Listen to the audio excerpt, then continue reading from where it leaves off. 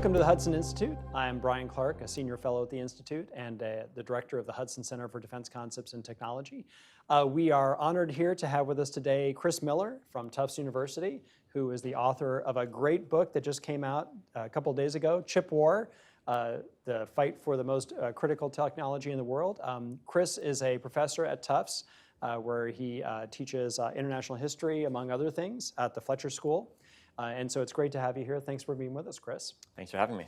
Well, so your book, Chip War, it would make it seem like it's very of the moment, right? Because it's in the headlines. We just had some additional announcements today we can talk about later on. But in a lot of ways, it's a history book. It's talking about how did we get to this place where semiconductors, microelectronics are such a foundational part of our culture and of our defense world and our security world.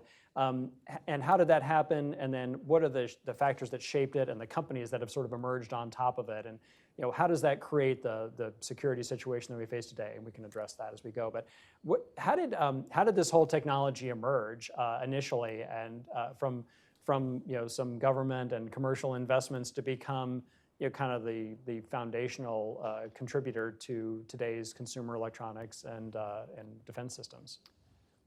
When I started this book, I was interested in the question of missile technology. I started to write a book about missiles, not about chips, and quickly realized that the interesting part of missiles were not the missile body itself or even the engine, but the guidance computer inside of it.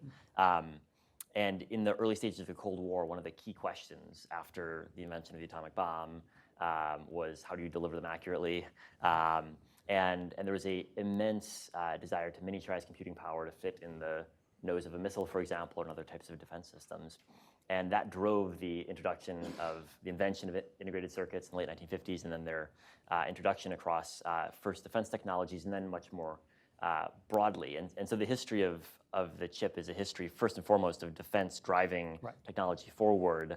And then, no less importantly, it's a history of firms figuring out how to take this technology that's useful in missiles and sell it in all sorts of other devices, from corporate computers to pocket calculators to today iPhones and video games. And so there's an interesting story of American innovation here, which is a story of defense innovation coupled with a story of private sector firms commercializing something that was intended for defense uses into a much broader market. And I think the interesting story of the chip is that it started out 100% sales to either NASA or the Defense Department. And today, NASA and the Defense Department consume 1 or 2% of the chips overall, and Apple consumes vastly more than the U.S. government does entirely. That's part of the challenge we face today, of course, is that it's still an important security question, but Apple in many ways has as much influence over the supply chain as Joe Biden. Yeah, in a lot of ways it's come full circle, where defense originally drove the design and even the initial investment in building microelectronics and semiconductors. And now defense is a customer. In a lot of ways, defense has to think of itself as a retail customer of those technologies rather than the organization that's able to drive the technology in new directions. Well, one of the interesting parts for thinking about defense procurement, which I had no idea when I started this project, was the just extraordinary capital investment involved in advanced chip making. A new fab will cost $20-ish billion. That's 2 aircraft carriers, and it's cutting edge for a handful of years. Whereas an aircraft carrier has a life of decades. So just thinking about the capital investment involved is mind-boggling, which is why you've got this intense concentration, which I'm sure we're going to discuss. Right. So early on, the initial companies that developed the chip, the integrated circuit, so Fairchild, Texas Instruments, they were doing that at the behest of their customer, the U.S. government, for the most part. How did that transition from being a strictly government investment in a government program to being something that had this much larger commercial potential? Yeah, it's a really interesting balance that both TI and Fairchild struck in their early decade.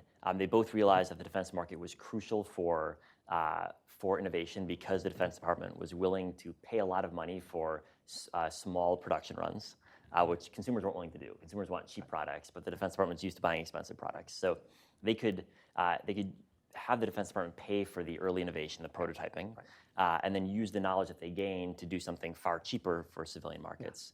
And Bob Noyce, who was the founder of Fairchild, he was very deliberate in his strategy of taking advantage of the defense market, but also always keeping an eye on the commercial market.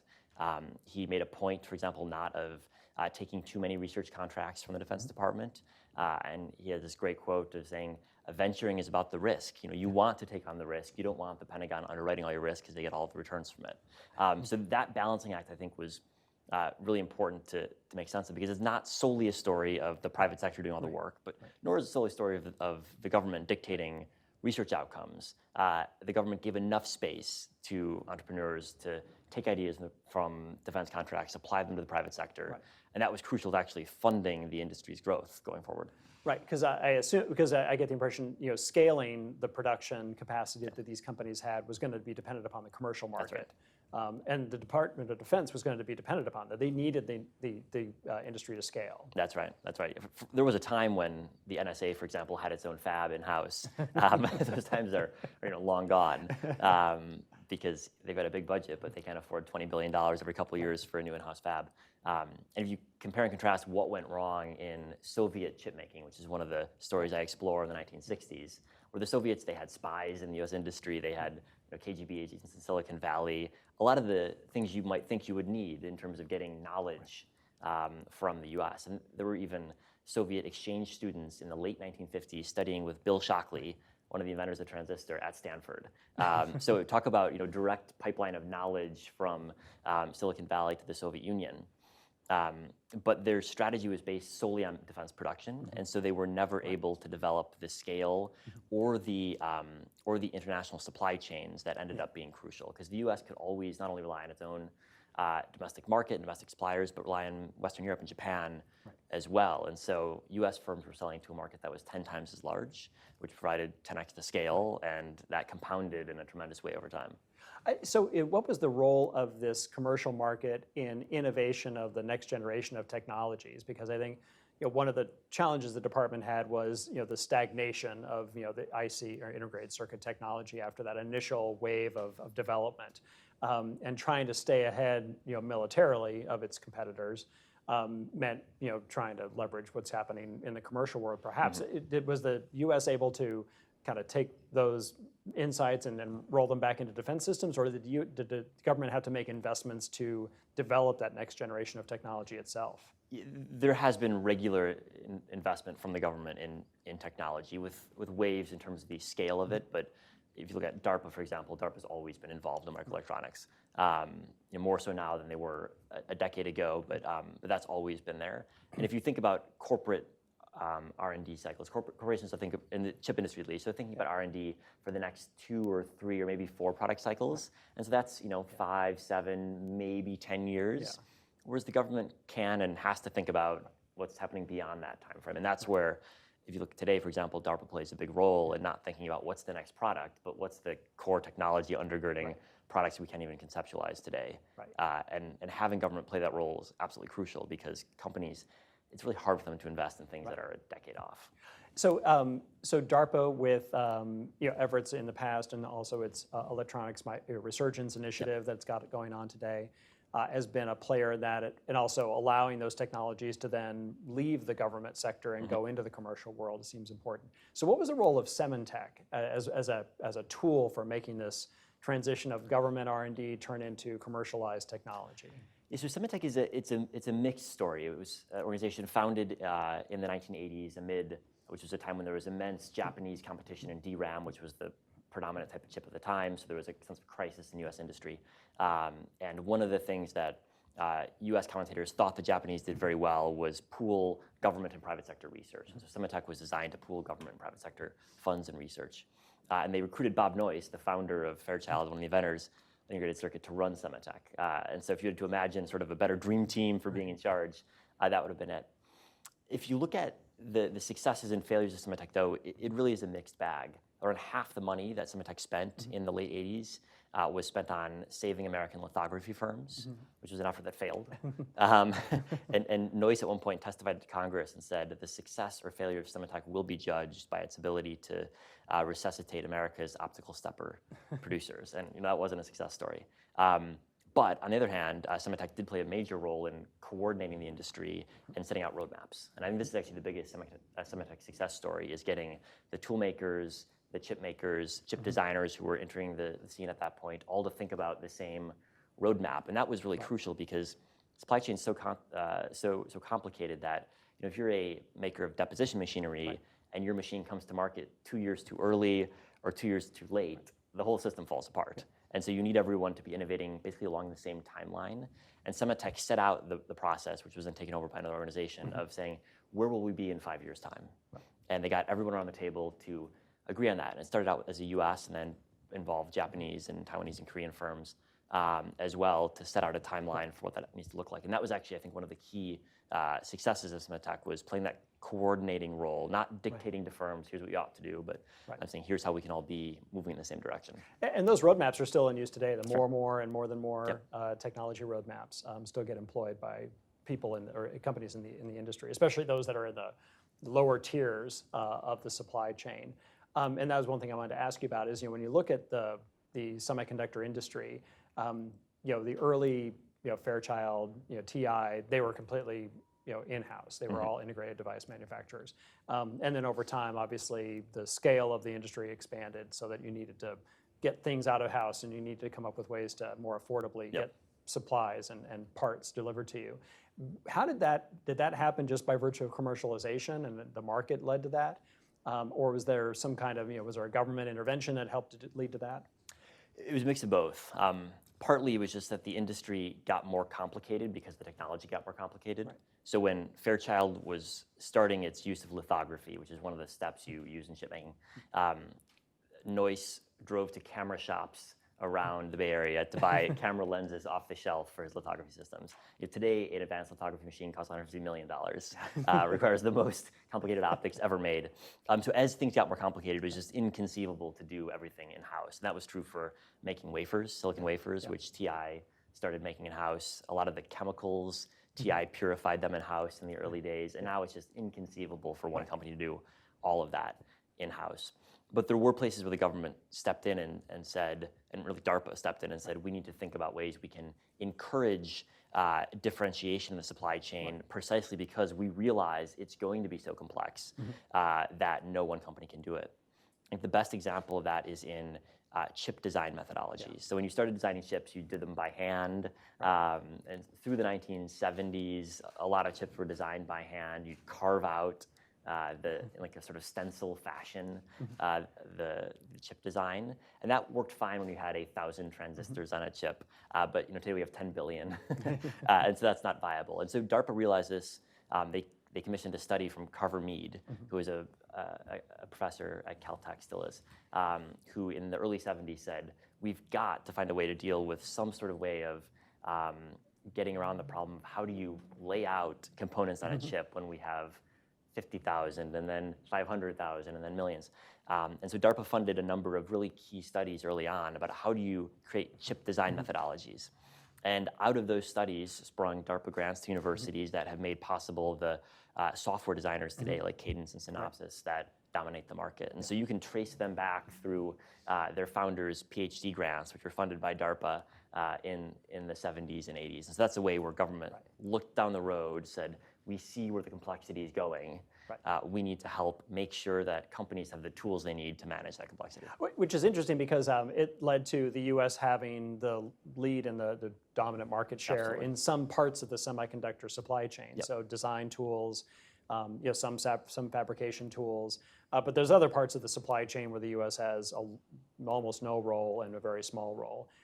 So like fabrication of the actual chip is something that in the course of diversification of the supply chain or distribution of the supply chain, that's moved overseas. And a lot of that is done in Taiwan and to a lesser degree in Korea. So how did that happen? When the distribution of the supply chain started to occur to get that scale and to get that specialization, why did fabrication end up being a thing that moved overseas and to Taiwan specifically? Yeah. So I think the first thing to note is that there's always been a deep linkage between the US and East Asia in the chip industry. So Fairchild opened its first assembly facility in Hong Kong in 1962. So they invented their first integrated circuit in 1959, and 3 years later they had a facility in Hong Kong. So the spread of supply chains across the Pacific Ocean has been there from close to day one. The big shift that happened in the past couple of decades is that advanced fabrication has also substantially moved offshore. And it depends which segment of the industry you look at, but that broad trend is clear. such that the U.S. used to be one of the biggest alongside of Japan producers of chips, and now 10 to 15% are produced in the U.S. And Taiwan in particular for logic chips and Korea in particular for memory chips are dominant players. So that's been a trend. In addition to that, there's been the fact that Taiwan in particular, TSMC in particular, has jumped ahead in terms of the technology level it's able to pursue. So it's not just they're producing a lot of chips, they're making the best chips, at least for certain applications. And so that presents a new set of problems. Because one of the stories you often hear with regards to the shifting of manufacturing is that, well, we're outsourcing the low value stuff. That is not true when it comes to semiconductors. TSMC does stuff that no one else can do, and there's nothing low value in chip fabrication. But was that the rationale at the start? Because obviously some parts of the supply chain have remained in the United States, the design, basically the front end and the back end. If you think about She's smiling curve, those parts stayed in the U.S. Partly due to government investment and partly due to the fact that the device or the eventual assembly owner is back here in the United States. But why did those parts move overseas? Was it because initially they were the lower value parts of the supply chain? So I think there are three reasons. I think one is that there were some cost pressures to shift abroad. Labor cost was part of the issue, although actually labor costs in fabrication have always been relatively contained because you have a lot of machines and relatively few workers. So that's not a huge part of the issue. I think environmental regulations have been part of the story as well. Chip making is a lot of toxic chemicals, and so that's been a cost factor. Two, there have been government incentives that Korea, Taiwan, and then today, of course, the big one is China, is pouring money into the chip industry that have made a big difference. And there are different studies that try to estimate this, but ballpark, it's at least 10% cheaper, maybe 20 or 25% cheaper to build in Taiwan or Korea than it is in the U.S. CHIPS funding might begin to change that dynamic, but with over a small pool of facilities. And then third are market dynamics. The rise of TSMC has been an extraordinary change for the industry.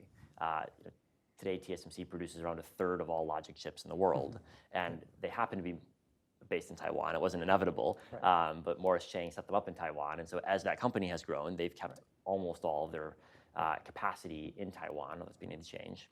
And so just the rise of one company has basically determined in some ways why there's a lot of logic fabrication capacity in Taiwan as opposed to anywhere else. And it could have been founded in Switzerland. It was just kind of happenstance that it was in Taiwan. Well, but Taiwan made this a national priority, That's right. To invest in the capacity to build semiconductors, which it seems like initially was not necessarily a high value proposition because they were going to take over a part of the supply chain that was considered to be kind of the grubby, manufacturing part of it that had chemicals and required more labor and not very sexy. But they've turned it into something that is now a high value contributor to the value chain. It seems like because of the government investment, because of the government policy. And today TSMC, most people have never heard of them, but they're one of the biggest companies in the world. I think at the current time, they're Asia's largest publicly traded company by market capitalization, above Tencent or Alibaba. So they're hugely important, and there's nothing about their business that is low value added. Right. Well, and it's also not just a fabrication. I think we tend to focus on that, but there's other parts of the. Obviously, there's design. There's obviously final assembly of equipment, but there's also packaging, which advanced testing and packaging. That's an element of it. Is that something that Taiwan has also been a big investor in, or is that something that's been a priority for them? Yeah, so packaging has traditionally been labor-intensive, lower value add, although that's changing very rapidly right now. And Taiwan started its chip industry in assembly and packaging, so they've got a substantial base there. I think right now we're in the midst of such change in the packaging space that it's hard actually to predict where what will be the geographic center of gravity in 10 years' time. I think it's an interesting research question to think through, and will be shaped a lot by government policy. Interestingly, it's probably not the United States, short of some dramatic action, Certainly because not right there's now, very little packaging done in the United States right now. But I think what you're getting at in packaging is the fact that as we get new chip designs that are more heterogeneous, involve more chiplets, there's system on chip or system in a package, you end up with packaging being a much bigger contributor to the value of a final microelectronic circuit than it had been in the past. That's right. And I think if you're someone who's worried about Moore's law slowing, then you need to put more emphasis on the packaging side to give you performance. And so there's still uncertainty as to what rate we're slowing Moore's law at, but I think that dynamic is certainly present. We're reaching the limits of what traditional microelectronics design can do. So going back to Taiwan then, was part of the rationale here of keeping all of TSMC's production capacity in Taiwan. I mean, one, just national pride and not wanting to offshore this to somewhere else. Is it also an expectation that if we start to become critical to the global microelectronics industry, we can be a more be more likely to be defended by our outside partners if China decides to start pressuring us or coercing us? Yeah, no, that was there from day one, and it's no coincidence that Taiwan started its investment in semiconductors in the late 1960s, as it became clear that the U.S. was losing Vietnam, trying to withdraw. There was a direct correlation between that, and Taiwan made a very intelligent bet. They integrated very deeply with the United States economically in a way that has just accelerated over the last 50 now years. And did so very profitably. So that was a deliberate strategy. There's a number of Taiwanese policymakers from the time. KT Lee, the economics minister, in particular, played a major role in that. That was deliberate. Now there's an interesting question, though. You can certainly hear Taiwanese leaders like President Tsai Ing-wen talk about the silicon shield concept. Right. And I think there's an interesting question: is that accurate? Right. That it will, in fact, deter China from attacking? And I guess I understand the logic, but I worry that in fact China won't be deterred, and I think there's actually an opposite dynamic that's also in play, which is that the key question for Taiwan's defense is, will we intervene on Taiwan's behalf? Right. And the more expensive that a war on the Taiwan Straits gets, the more I worry that a U.S. president might look at the economic cost and start saying, am I going to help out Taiwan? So I think there's actually an opposite effect of the silicon shield today that makes me nervous. Well, do you think it may also be a silicon magnet, where it may attract Chinese aggression because China sees it as increasingly essential to their own industry because they depend on Taiwan just as much as the United States does? Yeah, I mean, I think that you occasionally hear people talk about will the Chinese try to take over Taiwan to grab the fabs? Right. I don't think that's really a plausible story. Yeah. Fabs are the most precise engineering equipment ever produced by humanity, full of explosive chemicals. If anything is unlikely to survive a war zone, it is an advanced semiconductor manufacturing facility. But the question is actually not, is that true, but what does Xi Jinping think? Right. And I don't know. It's possible to find researchers close to the Chinese government publicly discussing nowadays taking over Taiwan to seize the TSMC's facilities, even if that's fallacious in terms of it's possible. If they're discussing it, means someone in China thinks it's plausible, and that makes me nervous. Right. But it's a good point that you raised that because those facilities are so delicate and it's going to be difficult to have them survive intact in a war, regardless of how much damage really occurs.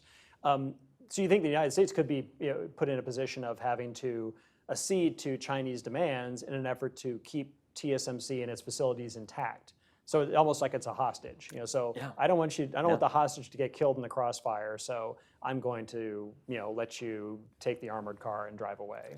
I think that is, I wouldn't say that's the most likely scenario, but I think that's a scenario we have to seriously consider.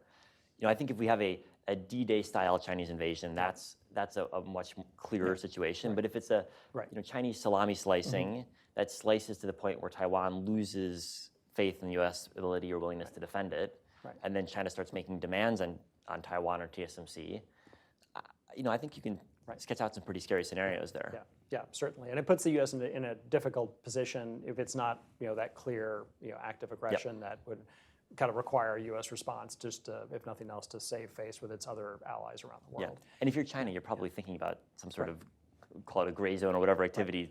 That's probably the most rational strategy to start with, at least. Right. Well, let's talk a little bit about China then and its supply chain. So, it's got its own microelectronics industry. It's got goals for trying to become self-sufficient when it comes to microelectronics by the mid-2020s. Those are unlikely to be met, but still, it's a very ambitious goal that's getting a lot of government investment. How has China done at being able to deal with having a distributed supply chain just like the U.S. has been faced with? How much have they been able to bring onshore, and how much of the supply chain have they been able to assemble inside of China? So China starts from a pretty weak position. I think we've got to start with that. Almost all of their manufacturing equipment is imported from the U.S., Japan, Netherlands. Most of the advanced chips they're using are imported from Taiwan, South Korea, U.S. There's a design industry in China that's growing in sophistication, and I think is likely to keep growing in sophistication, but is still behind by most metrics. And China spends more money importing semiconductors every year than it does oil, which is sort of an insane fact. But that's true. For the last decade, they spent more money on chips than oil, and they import a lot of oil. They import more chips. So that's a weak starting point. Advantages are A, we have 3 case studies of governments in East Asia in the past century succeeding in catching up to the cutting edge or getting close to it in semiconductors. So just at face, the story that China can do the same, we have to take that at least as a plausible story. Right. B, the amount of money they're pouring in, although it's hard to get an exact figure because it's quite opaque, is enormous. Vastly larger than what the U.S. is spending via the CHIPS Act. And then the third thing is that China's already so integrated into electronic supply chains. They're in the low end, they're in the assembly side, but that gives them a lot of leverage. Right. In your iPhone, for example, that is an iPhone that's assembled in China, which means that for all of the chip companies that are putting chips in your iPhone, of which there are a dozen, depending on which model you have, for them, China's one of their biggest customers. And so they've got to be responsive to China's government's demands. And so I thought it was really interesting, for example, in the past month, Apple has said that it is considering using Chinese NAND memory chips for smartphones to be sold in China and non-Chinese chips to be sold abroad. Well, that's a really interesting use of China's market power to force Apple to buy a lot more Chinese chips. Now, that might change with today's rules. We have to look at the details because I think they might actually hit that Chinese firm in question. But I think we should expect to see more of China throwing its weight around. And they've got a better position than anyone to do that because most assembly happens in China. Right. So it's interesting that you talk about the value of the customer and being able to drive behavior on the part of the supplier, because that's sort of a new dynamic, I guess. But that comes out of this relatively concentrated nature of the industry, is that the suppliers are generally going to be 1 or 2 or 3 countries, and then they're supplying a market that's obviously much more distributed. So do you see China applying that market power, and do you think that could you see a reverse situation where the U.S. and its allies decide to pool their market power and basically pressure companies like TSMC and others to shift some of their production capacity elsewhere, because U.S. and Europe are concerned about not being able to get chips in the wake of a U.S.-China or the China conflict? I mean, I think we're seeing that right now. If you look at non-Chinese firms' investment in China, it's basically ground to a halt. In large part due to U.S. restrictions, because the U.S. is now saying in an increasing number of cases you can't import tools from the U.S. or primarily from the U.S. Or from the Netherlands to China, so you can't upgrade your facilities, so there's no point in investing in new facilities in China. And a number of firms have been hit hard by this. One of the South Korean memory firms that produces DRAM chips in China can't import EUV lithography machines, therefore can't produce next generation chips. That's an expensive change. I think everyone in the industry has learned over the past couple of years that investing in China is going to not let you keep upgrading your technology. So that change is happening. I think what's not happening right now is a major diversification away from Taiwan. We're seeing a minor diversification away from Taiwan. TSMC's got the new facility in Arizona, which will be relatively small in terms of its capacity. It has a new facility in Japan, which will not be leading edge. There might be a new facility in Singapore, details to be determined. We'll see what Europe does with the CHIPS Act money. I'm still trying to figure out what's going on there. But in any scenario, under the current policy mix in these countries, we're still going to be quite reliant on Taiwan in 5 or 10 years' time. But you're not. We're not seeing the dynamic where these companies are saying, we have the bulk of your customer base, and we are going to pressure you to make some of these changes in where your facilities are based, which is a version of what China's doing, by saying you need to provide Chinese, or you need to incorporate Chinese-built microelectronics into your products if you sell them here. We're not doing the same kind of thing here. Which gets to the point you bring about chips, and also how valuable it's going to be is we are making some significant investments with the CHIPS Act, $52 billion into R&D and into production capacity in the United States, in an effort to kind of mitigate this concentrated nature of the supply chain. It seems like it's going to be dwarfed by what China and potentially what Taiwan are spending. Even TSMC, I think, spends like half that every year on their R&D efforts. So $52 billion is not that much money when you get down to it. So how should the U.S. be spending that money to, kind of deal with the challenge posed by its current supply ecosystem, but also position itself for the kind of future leadership that its past investments did. So its past investments led to its leadership in design tools and manufacturing equipment. How do we do that same kind of thing now going forward? So if you look at the CHIPS Act funding, around 40 billion-ish is going to subsidizing manufacturing, and 10 billion roughly is going to R&D. I think it's a good thing that we're putting a fair amount of money into R&D. I think in terms of bang for your buck, you get a lot more there than you do in terms of manufacturing facilities, just because they're very expensive. I think it's not a bad idea to be equalizing the cost of producing in Arizona versus Taiwan, but we need to be realistic that the scale we're doing it right now is going to move the needle, but a bit. And I think we should be doing that. But I think it's just the start. I mean, the way I kind of conceptualize this is, pick a number for the likelihood of a Chinese blockade or attack in Taiwan over the next decade, 10%, or maybe your number's higher. Put a dollar value on that in terms of disruptions to the whole world economy, of which the electronics industry is really key. That dollar value will be measured in the multiple trillions. So 10% times multiple trillions gives you an expected cost of something very large. So $52 billion is a small fraction of that. So I think any money we're spending in this direction is money well spent. I like the idea, which we're doing, of putting relatively more towards the R&D than to manufacturing. I think also part of our strategy has got to be defending Taiwan better. And so I also think we ought to think about our defense of Taiwan in this context as well. $1 billion to defend Taiwan is also money, I think, very well spent, both for Taiwan's sake, which is important, and for the geopolitical stakes, which are important. But if you're only concerned about your iPhone, you ought to be willing to spend money to defend Taiwan. That's right. If nothing else, get that access to assured microelectronics. I'm going to open it up here for questions from the audience in a second. So if you have questions, be ready to ask those. But so one last question before we do that, though, is so do we risk? Does the United States risk, by trying to diversify production capacity off of Taiwan, do we risk signaling to Taiwan that we're going to kind of leave them out to dry? Because the silicon shield is something they may feel is important to their own security. And if we start to erode the silicon shield by investing in capacity elsewhere, are they going to feel like, hey, we're not getting supported by the United States like we hoped we would, and maybe we need to seek an accommodation with China rather than fight them? I think that risk exists. I think the Taiwanese shouldn't feel that way, because for the reasons we discussed, it would probably be safer if there was, in fact, a more diversified, or at least a less Taiwan Straits-focused electronic supply chain. But I think this will take some deft diplomacy, because, yes, what we're saying to Taiwan is, today, Taiwan's exports are 40% or more of their exports are chips every year. So their economy is hugely dependent on this. And yes, it will take some careful diplomacy, but I think Taiwan will end up safer. And I don't think anyone is saying that Taiwan is either TSMC itself or Taiwan in general has to end up worse off.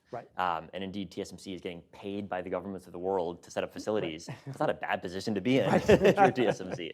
But I think we should be careful about how we describe it. We're not trying to cut off the Taiwanese. We're trying to make them and everyone else safer simultaneously by reducing their reliance and our reliance on China.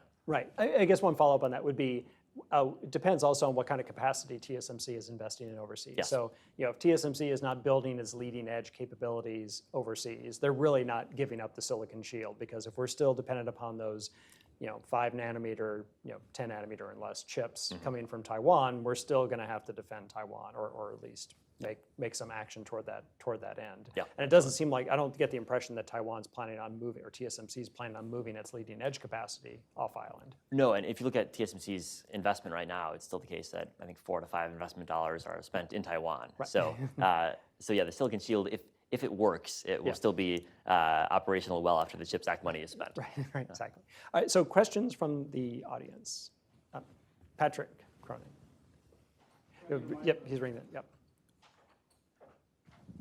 So let us know your name and affiliation. Patrick Cronin, Hudson Institute. Congratulations, it's a terrific book. I was able to read it yesterday. Still trying to absorb all the details, though, because it's a rich set of data that you've brought together.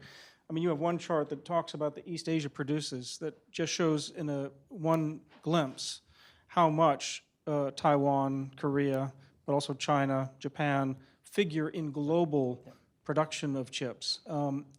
in one hand, that's sort of depressing because your history that precedes that explains that a lot of these things really all started here. And then they've all migrated offshore. Now the question is, can we get back this competitive lead? And Bryan's already asked some very good questions about that. I want to ask a specific question about the balance between safeguarding innovation, open universities, and commercial side of the picture, along with security. How do we get this balance right? So when Alibaba, executives are on the advisory board of all of our leading computer, schools, should we worry about that? What's the right balance? How do we get this right? I know it's complex systems, not just chips, as well as you explained so well. It's hard to ask a short question on a great book. That's very complex. Thank you. Thank you for the question. Yeah,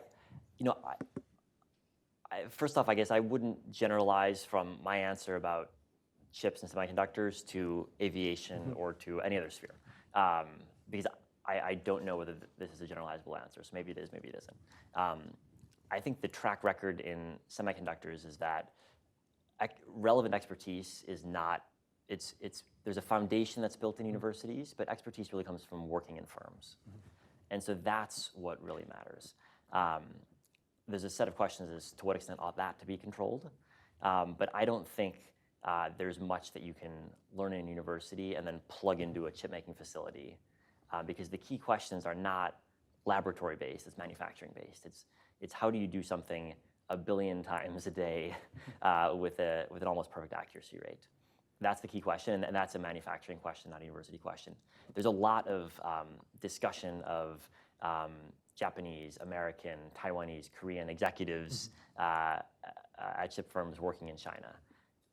The track record is actually still quite mixed. There are some cases where it does seem like hiring foreign personnel helped Chinese firms jump ahead. There are a lot of cases where hiring star engineers led to no appreciable progress, and the Chinese firm went bankrupt a couple years later. The Chinese firm that's made the most progress in the foundry business, SMIC, in its early days, it imported a lot of expertise, both foreigners who were working abroad, then worked in China, and also Chinese citizens who were working abroad that then came back to work for SMIC. And in its early days, this foreign expertise played a big role, I think, in SMIC getting relatively close to catching up to the cutting edge, although still not at the cutting edge. That has largely broken down today. There still are some foreigners, but the combination of the new restrictions, of zero COVID, of the increasing tensions in general mean, I think, I don't have data on this. My sense is that there's meaningfully less flow of foreigners into Chinese facilities than there would have been 10 years ago. But might that be a place where governments need to look more carefully? Potentially. Taiwan has been tightening some of its rules about people with certain skill sets working in China. And probably Taiwan is a country that has the most justification and need for tightening its rules in that area. The US doesn't have a unique set of rules that's relevant, nor does Korea or Japan, as far as I'm aware. That might be a space for looking. But again, I think it'd be very, very specialized knowledge areas that would be worth controlling, and a lot of things probably wouldn't be. Yeah, which one thing that makes me realize, when you talk about the history in the book of the emergence of the industry and how it moved overseas, how lots of parts of it moved overseas, in large part that was because they got better at doing certain parts of it. So in Japan, their initial fabrication facilities were dramatically better than the United States facilities in terms of error rates and their efficiency of production. So they obviously figured out the dark arts of chip production in a way that in the US we really either didn't have to or never mastered. Did you get any sense of why that was? How is it that a company that overseas just sort of took this technology and exported it was able to then refine it to the point where it was able to produce at such high levels of yield? Yeah, it's an interesting question because you have had multiple waves, as you say, the Japanese in the 70s and 80s, and the Taiwanese today, jumping ahead of the U.S. in terms of actual manufacturing quality. I think part of this might be in terms of company culture, that I think the Silicon Valley culture, which still dominates the U.S. chip industry, is about innovation at all costs. And innovation is great, but it's different than manufacturing. And so I think that might be part of the story. I think also if you're based outside of the US, you've got to have a really clear value proposition. And you can prove your error rates in manufacturing, and that's a value proposition that's sellable. And when in the 70s, for example, when Japanese DRAM firms were trying to break into the market, you were only going to buy their chips if you had a really good reason to do so. But lower error rates were a really clear reason to do so. And so in the 70s, they were producing with 10 times as few errors as U.S. firms. That was a pretty clear value proposition. Right. Which gets to thinking about how we invest in the U.S. to get ahead in that next generation would be trying to figure out what is that value proposition. Mark. Yeah, so I want to pick up on Patrick and what you just said, which is after the fall of the Soviet Union, people went in and talked to the scientists and saw what they were doing with very limited technology, and it was very impressive. So a shortage of access to technology breeds innovation. And I think we probably are seeing that somewhat in SMIC, where the breakdown, the teardown shows that they're running a 7-nanometer chip, maybe even on what might be a 7 on a machine tool set that shouldn't have been able to go below 10. And to the degree that that's correct, you're actually seeing the innovation of the dark arts. And how do we make sure that we account for that when we think about our export controls? Because even if they can only do that at poor error rates, meaning low yields, if they're looking for low numbers because they need to find whatever high IP content AI chips, who cares if they're low yield, right? So they can throw a lot of money at crap yields to get good product. I think there's some truth in that. And I agree with SMIC. They have 7 nanometers, possibly, what are the yields? Probably horrible. We know from media reporting that SMIC's 14 nanometer process was having yield problems as recently as last year or so. I think it's true if you're thinking about defense systems where you're making 200 of something or 400 of something, your yields don't matter. But I'm not sure that that's really what we're competing on, though. I think we're competing across economy and society who's going to have control of the most advanced computing, which is why I think the commercialization really matters hugely. And if you think of large data centers, that's not a 200 or 400 piece unit. That's a many thousands of piece unit. And so that's where yields already start to make a difference. And so when you're thinking of computing even across a military, you need a whole lot of chips there, and so yield does matter. And I think more important than that, one of the things we learned from the Soviet Union was that the problem wasn't they couldn't make occasional decent chips. The problem was that no one was sure which chips would work. It was a pain in the butt to deal with. You had to jump through hoops. And so weapons were designed to economize in their need for computing power. And within weapons design bureaus, there was a culture of make sure you don't have to deal with the chip team. They're hard to deal with. Let's find other ways around it. So for a long time, Soviet ICBMs had 2 guidance computers in them, just in case one went wrong. And there was a host of issues that they faced. And I think that's what we're hoping to get, is an environment here and the rest in our allies where we feel very comfortable relying on computing power, and we got a lot of it. An environment in China where they either have to access our systems or have to feel like they can't get access in an easy, accessible way to the equipment they need. And it forces innovation to other parts of the system. That's right. Like it does. Yeah, and it does necessity breed invention. Certainly it does. But invention in this sphere is hard and costly. So before we go into other questions, one follow-up on that is one of the challenges that DoD is facing today is the cost of highly specialized chips that it needs for military systems are going through the roof. And it's becoming difficult to afford that next generation of technology because we've designed these chips that have to be fabricated in specialized facilities, or we have to get a special production run at a fab shop that normally we'd be building something in the millions. We're going to need to build it in the hundreds, which costs a fortune. So one of the ideas was, well, can we start to leverage the commercial ecosystem to a greater degree and take advantage of the fact we've got 5 nanometer chips out there that are available. And yeah, they're not built for the military system, but they've got so much excess capacity in them that we can certainly make it do what we need to do for the military use case. Are you seeing is there a move afoot to try to do that, try to really harness what's going on in the commercial world and bring it into the military sphere through either software being used to apply to a piece of hardware, or repackaging an existing piece of commercial hardware into a military use case? Yeah, I think we are seeing it. That there are issues that have to be dealt with. We're talking about chips in this case that are built in Taiwan, for example. So that's an issue that needs to be managed. I think also you mentioned packaging different chips together and chiplets, which I think is something very powerful for the U.S. military, which is a small quantity buyer and therefore could benefit a lot from more movement in that direction.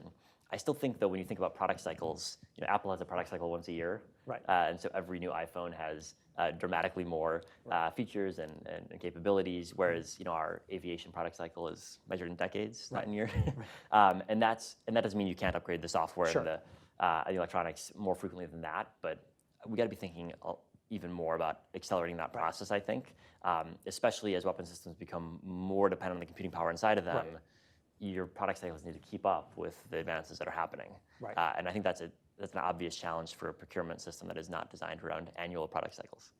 Yeah, exactly. Well, and as the military capability in a system is increasingly resident in the software, you're going to have to think about ways that I can continue to adapt the hardware. Constant upgrade. Well, maybe the software is what doesn't change as fast, which, I mean, it obviously could change faster, but in a lot of ways, it's raw computing power is what you need, and then you're going to write the software and tailor it to the particular application. Other questions? Yes, ma'am. Hi, I'm Maria Rodriguez from the Embassy of Mexico. So I have a question. Well, thank you, Chris, for the conversation. It was very interesting. So my question is, how can Mexico effectively insert in the semiconductor value chain, especially in the back-end process, which is labor-intensive? Because Mexico is a reliable partner and is the U.S. Top trading partner. So do you think that North America can become self-sufficient in the semiconductor manufacturing process? I think it's an interesting question. I think there's an argument to be made that as we look harder at our reliance on packaging in China and Taiwan, and especially in China, that we're going to look towards other geographies. I think the challenge a country like Mexico faces is that there are places like Malaysia or the Philippines that have been in this industry for 50 years, that have expertise already built up. Are they still in East Asia? Yes, but are we as worried about the Philippines? Probably less so. So I think that's the challenge that Mexico might face. But yeah, I think the dynamics you mentioned in terms of thinking about less geographic concentration could benefit Mexico, but the packaging has been in Southeast Asia for a long time, and so I think diverting it away from Southeast Asia might be tricky. Right, but that might be, I mean, when you think about how to invest money, not just chips money, but money in general, how should we be investing in nearshoring some of those, parts of the supply chain might be really beneficial. But you're right. I mean, getting them off Taiwan might be helpful. To reduce the dependency of the supply chain on Taiwan. Yeah, I think it's What's your assessment of risk of access to assembly in Malaysia versus we could. Right, exactly. Does it have to come to Mexico or can it remain in Southeast Asia? So when we think about the chips money right now, I think the money for the manufacturing side, the $40 billion for manufacturing, it could go to packaging, it could go to fabrication. It seems like most of it's going to go towards fabrication. Arguably those companies could get money on the markets, right? They can get money from the equity markets, they can get money from the loan markets. So why is it that we need to put federal chips money towards those companies? Is it because of the market dynamics and the fact that they're facing competitors who are also getting money from their governments? Are we just in a race to the bottom? I mean, to an extent, yes, I think. That if we don't appropriate the money here, all the relevant firms will find it cheaper to produce somewhere else. Right. That's the reality. TSMC would not be building a facility in Arizona if it were not for this money. Right. Samsung, I think, probably the same thing. Yeah. Micron, the biggest U.S. memory firm, which is done with a big investment in New York, has facilities in Taiwan, in Japan, in Korea, that are, as well as in Idaho. But my guess would be that it wouldn't have made this investment in New York had it not been for the CHIPS Act. So yes, I think if you want to diversify the geography of production, you're going to have to pay for it. Right. So money has to go towards production as well as going towards R&D to try to get an advantage in the next generation of technologies. Yes, Dan. You had mentioned that ASML has a monopoly on lithography machines. Do you see that as a good thing, a bad thing, in between? And secondly, what's the relationship between that company and the Chinese government? So ASML is the 100% supplier of the most advanced lithography equipment called extreme ultraviolet lithography. They're going to bring a new version of that system online in a couple of years. So they will have a monopoly on that next generation as well. Is it a good thing or a bad thing? I think it's just a reality. Building these systems took 30 years, cost many billions of dollars. I mean, the engineering behind these systems is mind-boggling. They have the flattest mirrors ever made in human history. They have explosions at thousands of degrees Fahrenheit inside them happening at many times a second. There's not going to be demand for two supply chains for these machines. So it's just a fact of life we all have to work around. Now, thankfully, they're based in the Netherlands, which is a country that we get along with pretty well. We see the world in relatively similar terms. So that's good. In addition to that, ASML produced this technology drawing on expertise from around the world, but especially from the US.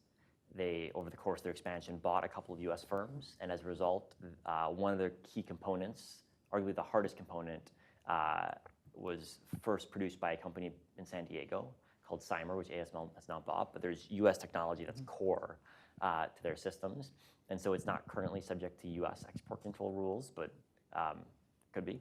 And then in addition, ASML has manufacturing facilities in Connecticut that today make parts that go into every EUV lithography system. So today, you can't make one of these systems without building something in the US and using US technology that's core to it. In addition, these systems are only bought by a handful of companies: TSMC, Samsung, Intel, SK Hynix, Micron, maybe I'm missing one. So their customer base is very small, and it's all based in a couple of countries. And what that means is that this company is responsive to the interests of its customers, and that's what dictates their business model. Now, they do sell less advanced lithography machines, which go to Chinese customers as well. It's a meaningful market for ASML, but the reality is, their systems depend on components built outside of China. Their largest customers are outside of China. That will be the case for the foreseeable future. So I think they're a company that, for deep technological reasons, is very embedded in European and US supply chains. And ASML in the Netherlands has had a place in the lithography business for a long time. A very long this time, was not yes. This was not just a thing that emerged with Yes. EUV technology. That's right. That's right. It's an extraordinary. I urge you to look at their website. They've got just the most extraordinary videos of how their machines are made. Just one data point. One of the key components of an EUV system is a laser. It's one of the most powerful lasers used in commercial devices. And this laser alone has 459,000 component parts to it. And I asked ASML how many components are in the entire system. The answer is nobody knows. Well, in a lot of ways, and this is true throughout the semiconductor supply chain, is that every one of these, that's an extreme case, but every one of these companies is dependent upon things from suppliers, and they're dependent on things from suppliers. That it means it's thousands of companies, and they're distributed all over the world. I mean, we talk about concentration of particular segments in particular countries or regions, but it's really still a global supply ecosystem. It's just got some, kind of very high dependencies in a couple of regions. Yeah. Well, and I would say, I think calling it a global supply ecosystem sort of misstates the. I think it's very much a Japan, U.S., Europe supply ecosystem, which is a good thing. Right. I think there's probably more work for us to be done to identify the number of instances where we're reliant on Chinese, and there was some actually Russian reliance until earlier this year, and make sure we are cognizant of those and comfortable, if we are comfortable with them. Yeah, and it's similar to something we've encountered in defense supply chains, where if you dig into the defense industrial base, when you get to the third, fourth, fifth tier supplier to a higher assembly manufacturer, it could be somebody you didn't anticipate was a supplier, maybe in a country that you didn't want to be working with, or just a company that's extremely fragile, and its disappearance would result in a cascading series of effects.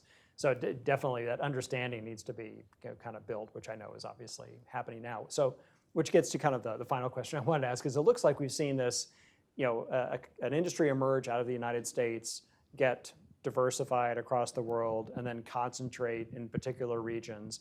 Are we seeing now with the CHIPS Act and the export controls that are being put in place and efforts by other countries to invest, are we seeing the effort to try to break up this supply chain again, to try to reduce its concentration in a particular couple of countries? It's an interesting dynamic, because on the one hand, the concentration is in our benefit to a substantial degree. Yeah. We control access to some of the key manufacturing equipment you need, which is why we can say to the Chinese, you can't do this. Right. Or to Huawei, you can't produce this type of chip. And if you look at the export controls that were released today, they rely on one type of machine tool that the US is the only producer of. And my guess is that will be a pretty effective export control, at least for the next 5 years. And so that concentration gives us power. Now there's concentration that creates risks as well, which is the Taiwan risk. And so I think, from a strategic perspective, we're very comfortable with concentration in the US, and I think we're pretty comfortable with concentration in Japan and the Netherlands. Yeah. I think it's concentrations that we're not comfortable with that need to be addressed. And so I don't think we should think about it as reducing concentration writ large. Right. In an industry this capital intensive, we're going to have concentration.